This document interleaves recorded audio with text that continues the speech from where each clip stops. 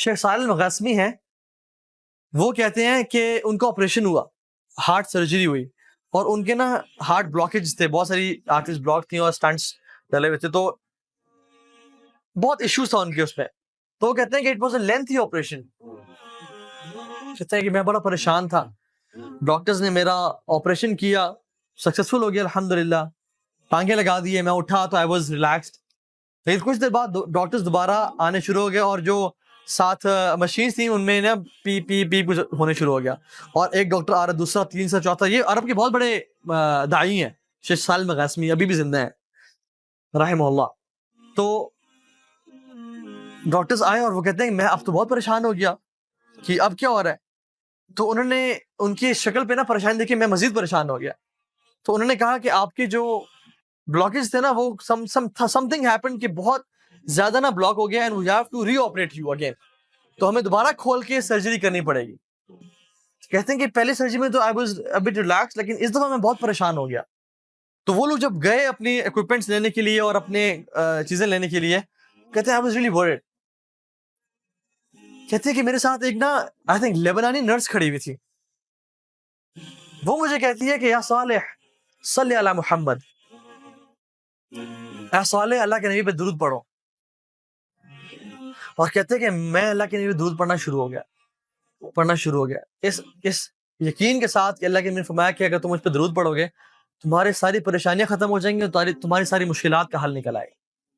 تو کہتے ہیں کہ میں درود پڑھنا شروع ہو گیا، حتیٰ کہ جب ڈاکٹرز آئے اور دوبارہ انہوں نے مجھے کچھ چیزیں اٹیچ کی، they were confused and surprised. اور جب میں نے پوچھا کہ یہ کیا ہوا ہے، کہتے ہیں کہ جو رپورٹس ابھی آ رہی تھی کہ بلڈ دوبارہ جو ہے نا بلاکیجز آ گئی ہیں، they are all removed, they are all gone. اور کہتے ہیں کہ مجھے اس دن اللہ کے نبی پہ درود پڑھنے کی فضیلت سمجھ میں آئی کہ کتنا افضل ہے یہ ذکر، اللہ کے نبی پہ درود پڑھنا. سبحان اللہ. تو اپنی زندگی کو نا کثرت سے، جب بھی فری ٹائم ہے نا، درود کثرت سے پڑھا کرے، استغفار کثرت سے پڑھا کرے. ایک صحابی آیا اور کہا یا رسول اللہ نجات کا راستہ بتائیں، نجات کس میں ہے؟ فرمایا لا یزال لسانک رطبا من ذکر اللہ، اپنی زبان کو اللہ کے ذکر سے تر رکھو، اس میں نجات ہے. اپنی اے عقبہ بن عامر، اپنی زبان کو اللہ کے ذکر سے تر رکھو. فرمایا طوبی لمن وجد فی صحیفۃ استغفارا کثیرا، glad tidings to the one who found استغفار in his book with abundance. خوشخبری ہو اس بندے کو کہ جو قیامت کے دن آیا اور اس نے اپنے اعمال نامے میں کثرت سے استغفار کو دیکھا. سبحان اللہ. امام احمد بن حنبل سفر کر رہے تھے، بڑا فیمس واقعہ ہے. سفر کر رہے تھے، رات لیٹ ہو گئی، مسجد میں اجازت ہے کہ میں رات یہاں رہ لوں، تو انہوں نے کہا نہیں آپ یہاں رات نہیں رہ سکتے. تو ایک نان بنانے والا گزر آتا، تو میں نے کہا آپ کیوں بزرگ کو تنگ کریں، بزرگ آپ میرے پاس ہیں بابا جی، میرے گھر رہ لیں. تو انہوں نے کہا ٹھیک ہے. تو وہ جب گھر لے کے گیا تو وہ رات کو نان، وہ تو آٹا گوندتا تھا، آٹا گوند رہا اور کہتا ہے استغفر اللہ استغفر اللہ. امام احمد بن حنبل رحمہ اللہ بیٹھے ہوئے ہیں، کہتے ہیں آپ کو اس ذکر نے کبھی زندگی میں فائدہ بھی پہنچایا ہے؟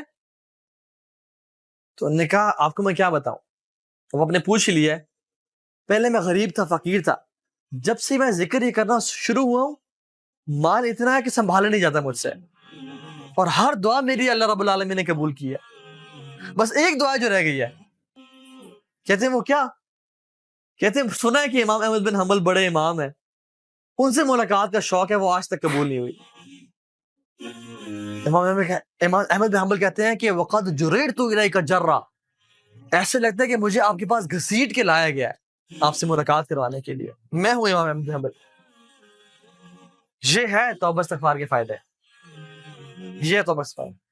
کثرت سے استغفار پڑھا کریں زندگی میں. اللہ کے نبی اپنی ایک محفل میں، ایک سیٹنگ میں 70 سے 100 مرتبہ استغفار پڑھا کرتے تھے، ایک سیٹنگ. اور کثرت سے درود پڑھیں، کثرت سے درود پڑھا کریں.